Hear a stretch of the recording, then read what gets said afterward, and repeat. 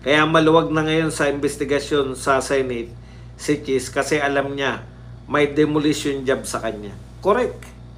At alam po ng lahat ng tao yan. Nakita nyo naman, no? Sinisingle out siya na nakatanggap ng tumanggap. Dinadamay pa ngayon ng Comelec. Raymond Ramos, hi Boss Buds. Siyempre, ang political goals ng mga politiko ay to protect their own interests. Sana hinayaan nyo na lang magtrabaho si BP Inday Sara. Dapat hindi nyo ginago at pinagtulungan ngayon. Matitikman nyo mga nag-traidor sa mga Duterte. Bahala kayo kung ayaw nyo nang magbago. Wala na po. Subong-subo na po sila dyan. Kaya lahat ginagawa na nila ng paraan. Mailusot nila sa ombudsman, no? Missile debris lang yun. Tapos sa wato silang meron sa atin na tirador. Imagine niyo may Iron Dome po yung yung Israel, nalulusutan pa. Binaliwala nila kasi yung statement ni BP Inday Sara na balatan mo siya ng buhay, hindi siya magpapayoko. Tsaka sayang talaga. Nanginayang ako sa, di ba sabi ni Inday, kung hinayaan nyo lang ako magtanim ng puno, wala sana kayong problema ngayon. Alam nyo po, ang problema nila, man-made. Man-made po. Hindi katulad nung kay Tatay Digong. Talagang nature ang problema ni Tatay Digong. Boss Bats, kumukonti po ba talagang customers ng McDonald's? Wala po ako ideya. Di po ako wala akong nakikitang McDonald's dito eh. Sa area ko walang McDonald's kasi. Si Santiago lang ng NBI ang may prinsipyo, hindi niya masikmura at kaya ng konsensya ang pinagagawa sa kanya. Siguro kung nag-resign yan, ang may prinsipyo ayaw sa kalakaran ng politiko. Parang si BP Sara, di ba sinabi niya?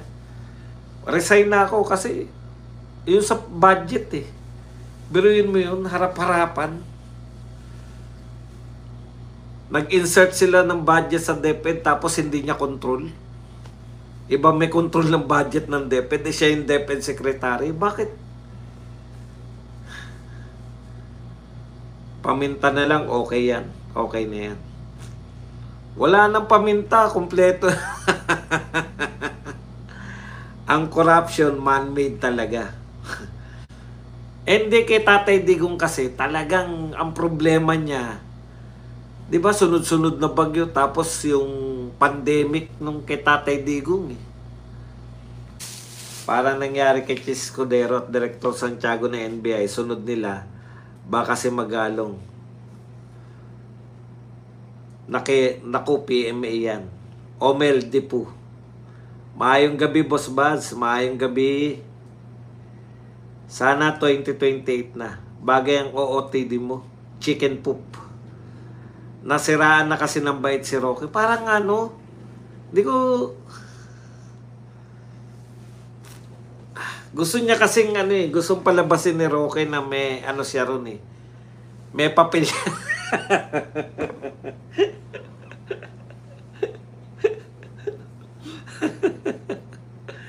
Ganito lang. Ganito lang po yan, no?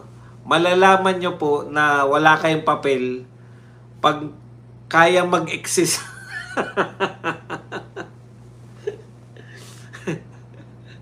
Ay, baliktad pala. Wag negative, yung positive. Malalaman nyo po na hindi kayo inaasahan. Feeling kasi madalas po nangyayari sa atin, di ba? Feeling kasi ng marami na ang laki-laki ng kontribusyon nila sa kung ano mang, di ba? May tendency tayong ganun eh. Napakalaki ng kontribusyon ko. Kung ano man tong mga isa ko sa may pinakamalaking kontribusyon.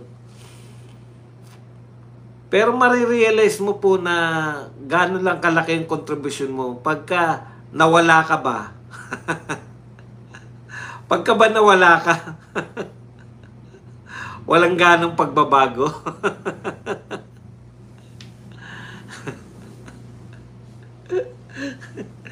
Thank you very much, Amika, sa patriple ba to, quadruple na. Ganun lang po yun. Halimbawa po, marami po ang tingin nila, ang laki po ng papel nila sa Duterte movement. Subukan subukan nyo huwag makialam. Pag nag-exist pa rin yung Duterte movement, meron pa rin mga Duterte supporters nang wala kayo. Ganun lang po. Pwede kayong mag-exist. Pwede kayong mawala sa eksena, pero mag-exist pa rin yung mga Duterte supporters. Yun lang po ang papel nyo.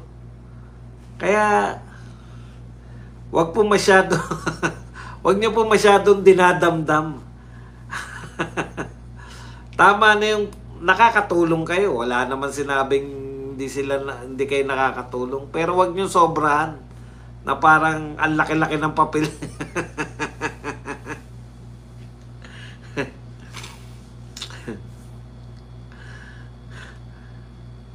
Sino ba kalaban ni Torre? Sino ba kalaban ni Torre? Pucha, ilang oras lang ako nagpunta ng recto na nawala na ako sa wisyo. Huwag nila masyadong gawing special. Correct. Kasi kung manahimik ka, subukan mo manahimik na 1 linggo. Si John Vic, talaga? Pucha. Alam nyo, pikon niya si Torre, di ba? May sinabi yan si John Vic, nakalimutan ko lang eh.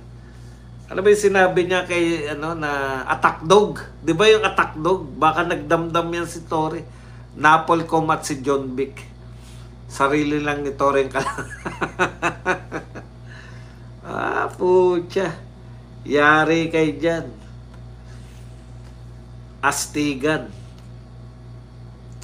Suportado daw ng mga general si Torre. Tay Amik, nag-comment ka sa Vox Populi kahapon sa saganang mamamayan regarding sa pagbigay ng emergency power kay Marcos. Kalukuhan po yan po siya. Ba't mo bibigyan ng emergency? Tahimik naman kami at masaya nang hindi pa sila umiksena ni Maharlika.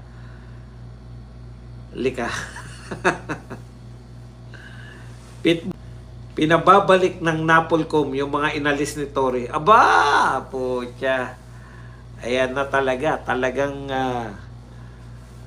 malupit nga yan. Yung pilukan niya ang kumukontrol. Tamsak, boss. Sis Tess Renon, good evening. Binabanatan din madalas banatan ni Panelo, di ba? Muwi ka na kasi. Tamsak, boss. Sabi ni Redon, imbestigahan nila ay initiative at hindi ang personalidad. Mukhang magtatakip ng kasamahan. Sinabi nga po talaga na kung meron lang pong katiwalian, tsaka lang tatawagin. Boss Bas, dito sa amin sa Sacramento, California, yung 2-piece chicken menu, $13 at yung 6-piece chicken bucket, 21. Pero madaming tao palagi, ibang lahi, gustong-gusto din yung Jollibee. Masarap kasi yung chicken ng Jollibee kaysa sa chicken ng McDo. Kasi yung McDo, sa laula kasi indoors. Mandali lang yan, boss. Pag maluto, latog 1 cup ng bigas, 1 piraso ng isda o karne. Yun lang para wala ka nang makain pa iba. Pag maluto, latog 1 cup ng bigas, 1 piraso ng isda o karne. Kaya ako ayoko nang magluluto. Napaparami kain ko pag nagluluto ako eh. Huwag kayong makinig sa isang party lang. Hindi po ako nakikinig sa kanila. Sinasabi nyo ba yung mga doon? Wala po akong pakialam. Yung mga away-away na yan, wala po akong pakialam. Nagbabasa lang po ako.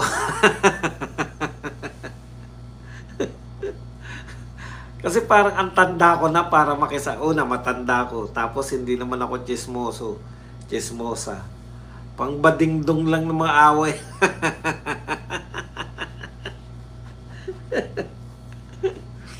Natatawa lang ako. Gusto ko lang malaman kasi alpotera na alpotera. Hindi ko alam kung ano yung meaning.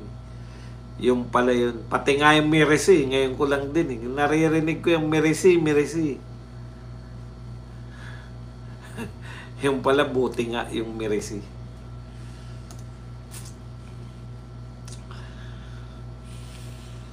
Ang gagaling nung banda kanina sa ano. Buti pa to si Boss Buzz chill lang. Hindi naninira. Naninira po ako ng mga kalaban natin. Hindi na yun. Puntahan yung mga pages nila. Doon kayo mag-comments. Roderos, Robinos. Wala po akong balak pumunta. Alam niyo po ang ginagawa ko pagkatapos nitong mga vlogs natin. Nire-relax ko na po utak ko. Hindi na nga ako nakakapunta sa aking sa boxing. Nanginangay nga ako nga si JM doon. Akalain mo boss, compute ni Baclus 36M daw ang gastos nila sa 10K na tao. 36 million ang pera na raise doon. 36 million? Puta. Mali pa. Nagulat ako ha. Totoo. Milyonan ang pinag-uusapan dyan. Grabe pala yan ha. Sobra naman yun. May milyon? Paano naging milyon yun? Chicken Joy Aga Mulak.